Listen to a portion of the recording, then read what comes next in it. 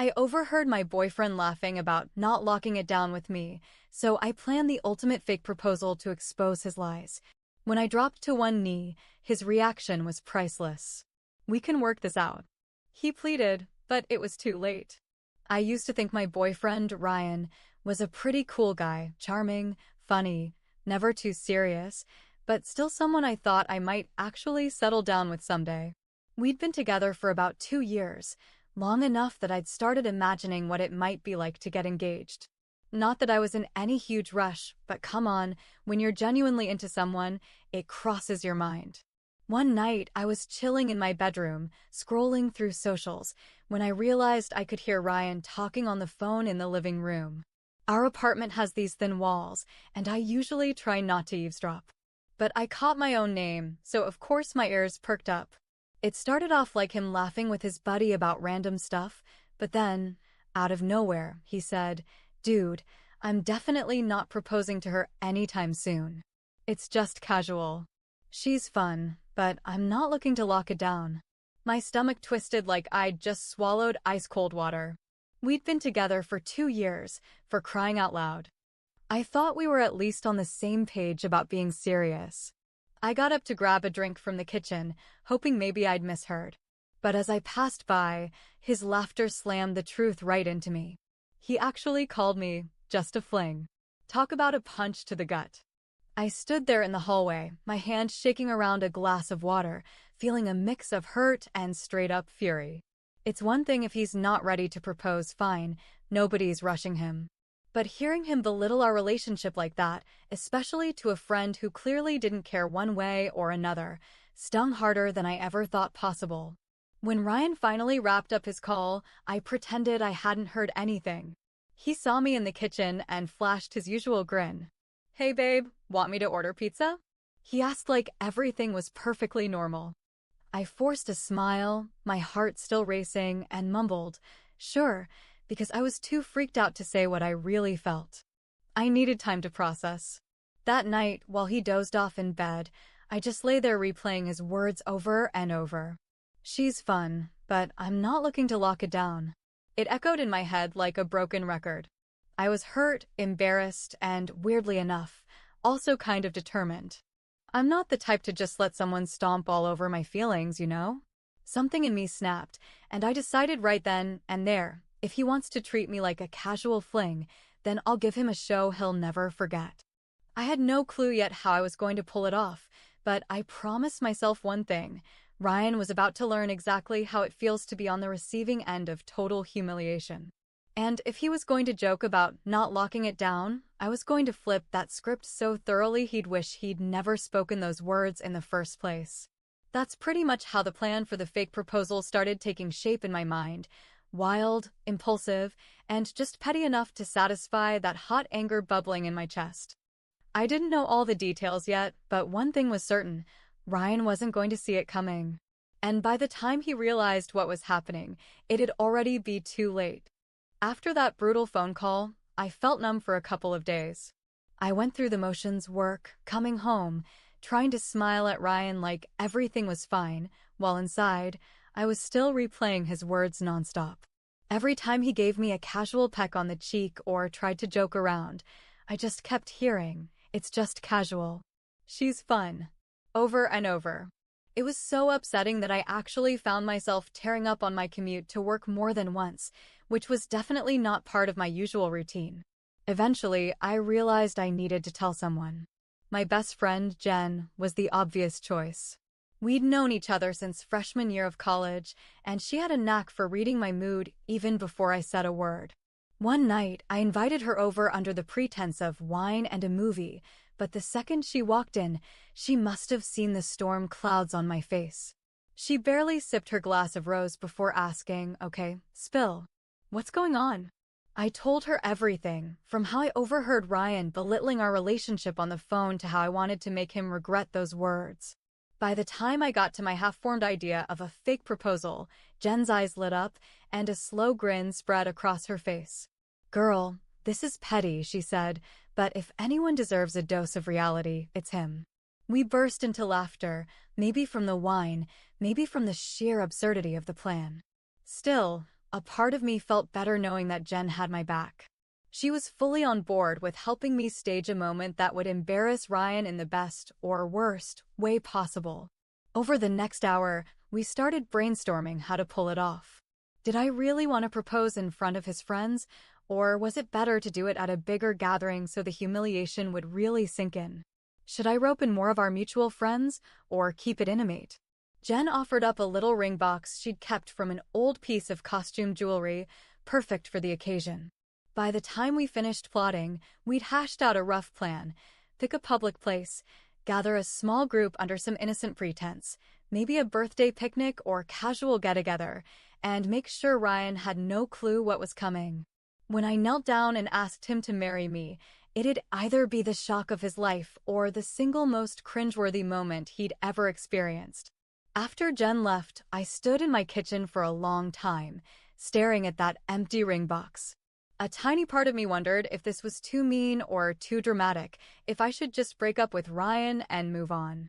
But then I remembered his dismissive laughter, how he basically reduced me to a fling when he was talking to his buddy. The anger bubbled back up, and I knew I couldn't let it slide. One thing was certain, if Ryan thought he was safe making fun of the idea of marrying me, he was about to find out how wrong he was. The day after Jen and I finalized our plan, I couldn't keep the grin off my face whenever Ryan was around. It was twisted, but I was almost giddy thinking about how clueless he was. He kept asking, "Why are you so chipper lately?" And I'd just shrug and say, "Oh, life's good," trying not to burst out laughing at how he had no idea what was coming. I started telling our mutual friends, well, a select few, about my idea for a surprise get-together. I pitched it like, hey, let's do something different next weekend. Maybe a day at the park or a picnic? I made it sound chill, something Ryan would never suspect was a big deal. Of course, I left out the part about the proposal. The fewer people in on that secret, the better. I wanted to avoid any chance of leaks. My biggest fear was that someone would accidentally blab to Ryan and I'd lose my moment. Jen was a lifesaver through all this. She helped me pick the perfect spot, a little lakefront park with a scenic gazebo that people often used for small weddings. She joked, "Might as well make it look official, right?" We planned the time for late afternoon, hoping to catch that golden hour light for extra drama. The plan was simple: gather everyone for a picnic, have me stand up and say a few heartfelt words about how important Ryan is, and then drop to one knee like a total romantic. If all went according to plan, the second the ring box appeared, Ryan's face would betray everything: shock, maybe horror, probably a lot of confusion. The closer we got to the weekend, the more I relished each awkward conversation with Ryan. He'd casually mention something about us staying together for a while longer, or how he wasn't the married type. I forced myself to smile sweetly, thinking, buddy, you have no clue. By the time Saturday rolled around, I had that ring box tucked into my bag, my heart pounding and my stomach doing flips. A part of me was still questioning if I was overreacting. But then I'd remember hearing him laugh on the phone, calling me just a fling, and my resolve solidified. We loaded up a picnic basket and headed to the park. Ryan seemed genuinely excited for the day, probably just thinking he was in for a casual hangout. I, on the other hand, was mentally rehearsing my lines, wondering if I should say something sappy like, "From the moment I met you, I knew you were the one," or go straight to the knee drop for maximum shock. By the time we arrived and saw a little crowd of friends smiling expectantly, I almost burst out laughing just thinking about the look on Ryan's face when he realized what was really happening. That was it, the stage was set, the players were ready, and all that remained was the big reveal. I couldn't wait to watch Ryan squirm under the spotlight. Jen gave me a discreet thumbs up as we found our spot by the gazebo. I took a deep breath, steadying my nerves, and reminded myself, this is exactly what he deserves. One way or another, he was about to learn a hard lesson about underestimating me and our so-called casual relationship. I took a few minutes to mingle with everyone and pretend this was just your average Saturday afternoon. Ryan laughed loudly with a couple of our friends, bragging about how he'd found the best food truck in town and how we all needed to try it soon. Ironically, I couldn't stop thinking, dude, if you only knew what's about to go down. Jen caught my eye and gave me that subtle, encouraging nod, like, now's the time. I cleared my throat dramatically to gather everyone's attention. Hey, guys, I said, trying to keep my voice steady. I just wanted to say something. This day is kind of special to me. At that, a few heads tilted curiously, and Ryan's grin dimmed just a little, probably wondering what I was talking about. I launched into this heartfelt speech, carefully crafted in my head days earlier. For a long time, I've thought about how lucky I am to have you all in my life. But especially you, Ryan. He looked slightly uncomfortable, but gave a small smile as if thinking, wow, she's really laying it on thick. Little did he know. I didn't expect to feel so strongly about someone so soon, I continued, layering on the cheese. But you've made these past 2 years truly unforgettable. Out of the corner of my eye, I could see Jen biting her lip to keep from laughing, and a couple of other friends staring with wide eyes, probably catching on to where I was heading. Then came the showstopper. I reached into my bag and pulled out the small ring box. Ryan's eyes went huge, and one of his coworkers practically choked on his soda. I swear, you could have heard a pin drop in that moment. My heart hammered as I slowly got down on one knee, looking up at him with my best, loving girlfriend expression. Ryan, I said, my voice a little shaky from adrenaline, will you marry me? A hush fell over the entire group. Ryan's face went bright red, and he just stood there like a statue for a few seconds. In the background, I heard someone stifle a gasp. Finally, he managed to stammer, this is, As if that wasn't cringe enough, he gave a weak laugh, trying to see if I was somehow joking. But I held his gaze, letting him stew in that uncomfortable spotlight. He started to sweat. We never talked about this, he mumbled, looking around at the crowd as if someone else might bail him out. A few people were still taking pictures, and Jen pretended to wipe away a tear for extra effect. Ryan cleared his throat and tried to laugh it off. Why, yeah, wow, this is big. Are you sure? I maintained the act for one more beat, letting him fully feel the pressure of everyone's eyes on him. Just when he was about to squirm right out of his skin, I popped the ring box open to reveal nothing.